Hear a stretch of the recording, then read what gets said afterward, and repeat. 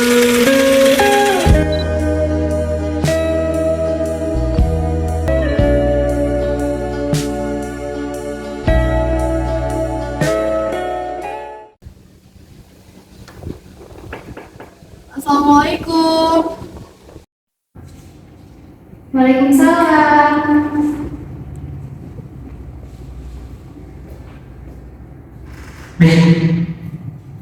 Mari silakan masuk. Terima kasih, Bu.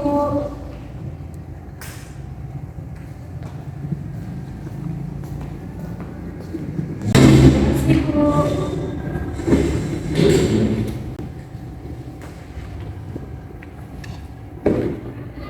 Selamat datang. Terima kasih sudah hadir tepat waktu. Bagaimana kabarmu hari ini?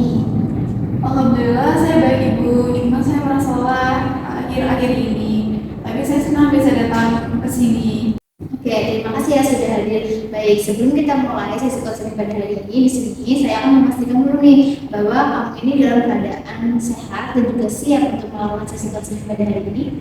Alhamdulillah saya sehat, Bu. Dan saya siap melaksanakan sesi konseling pada pagi hari ini. Sebelum kita masuk ke tahap ini, izinkan saya menjelaskan beberapa asas. Yang pertama itu, di sini dalam proses konseling ini ada asas kerahasiaan. Yang dimana asas kerahasiaan ini, saya sebagai konselor di sini memegang asas itu, dimana ketika kamu nanti menceritakan masalah di sini, saya tidak akan menyebarluaskan informasi yang sudah kamu sampaikan kepada saya. Ada asas keterbukaan, di mana asas keterbukaan ini semakin kamu bisa terbuka, maka disitu akan membuat sesi konseling kita yang pada hari ini akan berjalan lancar. Nah, yang ketiga ada asas kesukarelaan, di mana asas kesukarelaan ini bahwasanya kamu ini datang ke sini dengan kesukarelaan dirimu sendiri, tidak ada paksaan dari pihak manapun, dan kamu juga bisa berhenti kapan saja ketika kamu mau untuk memberhentikan sesi konseling itu. Baik, Bu.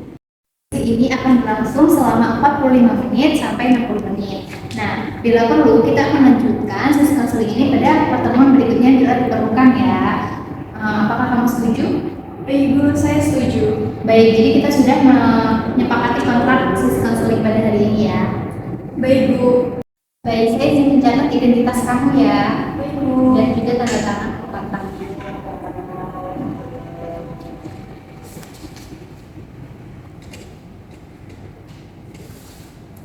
Nama kamu?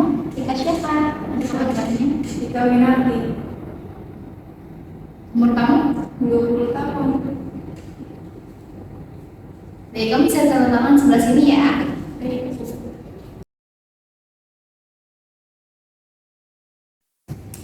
Baik, Bu. Oke, terima kasih.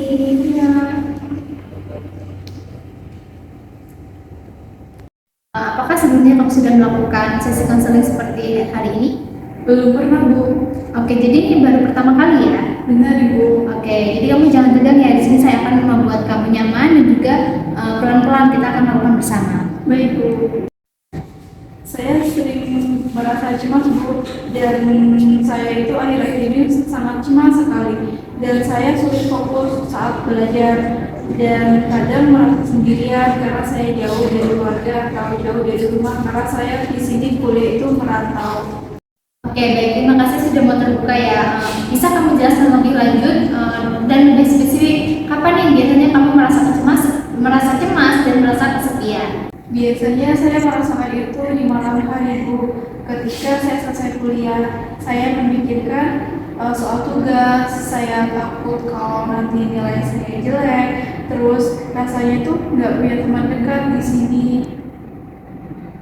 Baik, jadi ada dua hal utama ya yang kamu rasakan, yang dimana yang pertama itu ada kecemasan bahwa kamu ini sulit untuk fokus belajar kamu, karena yang kedua itu ada rasa kesepian karena jauh dari keluarga, karena kamu merantau dan juga kamu merasa tidak punya dukungan sosial dan juga teman dekat. Benar begitu? Benar, Ibu. Baik, tadi kamu menyebut bahwasanya kamu ini sering merasa takut karena nilainya jelek. Dalam CBT ini disebut dengan pikiran negatif otomatis, yang dimana menurut kamu nih, apakah pikiran ini selalu benar? Mungkin tidak selalu benar, Ibu, karena terkadang saya juga bisa menyelesaikan tugas saya itu tepat waktu. Oke, bagus. Jadi sebenarnya kamu ini mempunyai kemampuan. Hanya saja pikiran negatif itu muncul saat kamu merasa lelah dan saat kamu merasa sendiri. Baik, di sini kita akan mengubah pola pikir ya negatif kamu ini, yang dimana kamu kan merasa takut nih bahwa nanti nilai saya jelek. Nah, jadi pikiran itu akan kita ubah yang menjadi pikiran lebih alternatif yang lebih realistis. Jadi, menurut kamu apa nih versi positif dari pikiran tersebut? Saya bisa berusaha semampu saya dan hasilnya akan mengikuti usaha saya, Bu.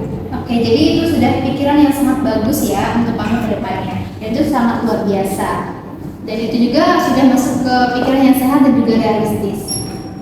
Oke, sekarang coba kamu bayangkan nih, kamu sudah mulai sering berkomunikasi kepada keluarga kamu seperti video call, mungkin ikut kegiatan kampus dan juga mulai biasa dengan fokus belajar kamu. Bagaimana perasaanmu saat itu? Wah, saya pasti merasa lebih senang, Ibu, dan lebih tenang karena saya merasa percaya diri. Nah, itu adalah contoh hasil dari perubahan pikiran dari negatif kamu tersebut, yang dimana menjadi dukungan sosial yang baik dan juga bisa memperkuat kesehatan mental kamu dan berdampak positif pada pencapaian akademik kamu. Baik, Bu. Oke, saya sangat mengapresiasi ya keberanian kamu untuk bisa terbuka pada hari ini. Kamu juga sudah berhasil mengenali pola pikir negatif kamu dan juga mampu menggantinya dengan pikiran-pikiran yang lebih positif. Nah, itu adalah langkah yang besar dalam proses CBT. Saya percaya bahwa kamu ini selanjutnya akan bisa melanjutkan perubahan ini, apalagi kamu ini sudah mempunyai rencana untuk membangun kembali lingkungan sosial kamu. Baik, terima kasih, Bu. Saya merasa lebih ringan setelah bercerita dengan Ibu. Baik, sebelum kita akhiri sesi konseling pada hari ini, saya ingin bertanya, apa sih hal yang paling penting yang kamu pelajari dari sesi konseling pada hari ini? Saya belajar, Bu, bahwa pikiran negatif itu bisa diubah dan mungkin bisa diberi dukungan sosial yang bisa membantu saya lebih kuat menghadapi tekanan akademik yang saya alami saat ini. Baik, sangat baik ya. Sebagai rencana tindak lanjut, bagaimana kalau kamu minggu ini akan saya berikan tugas? Ibu, boleh. Di sini ada 3 tugas ya untuk kamu lakukan di rumah. Yang pertama, kamu membuat jadwal video call dengan keluarga kamu minimal 2 kali dalam sehari. Nah, tugas yang kedua itu ada mengikuti kegiatan kampus untuk memperluas jaringan sosial kamu.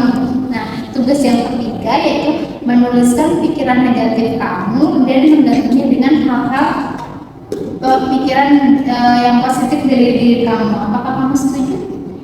Ibu, saya setuju dan saya akan mencoba mulai sekarang. Terima kasih ya atas kerjasamanya pada hari ini. Saya senang melihat kamu bisa dan menemukan nih cara untuk menghadapi situasi yang kamu alami saat ini. Jadi kita akan bertemu minggu depan ya untuk melihat perkembangannya. Nah, jangan lupa juga kamu jaga kesehatan dan juga istirahat dengan cukup ya. Baik, Bu, baik, terima kasih banyak atas waktu Ibu juga untuk melaksanakan sesi konseling kepada saya di hari ini. Baik, sama-sama. Sampai jumpa di sesi pertemuan yang berikutnya ya. Baik, Bu. Baik, karena mengingat waktu sudah mau habis, jadi saya cukupkan ya sesi konseling pada hari ini. Apakah kamu sudah cukup? Baik, Bu, sudah cukup. Oke, saya akhiri. Wassalamualaikum warahmatullahi wabarakatuh. Waalaikumsalam warahmatullahi wabarakatuh. Terima kasih, Bu. Saya simpan dulu ya. Oke, hati-hati ya. Iya. Mari ya.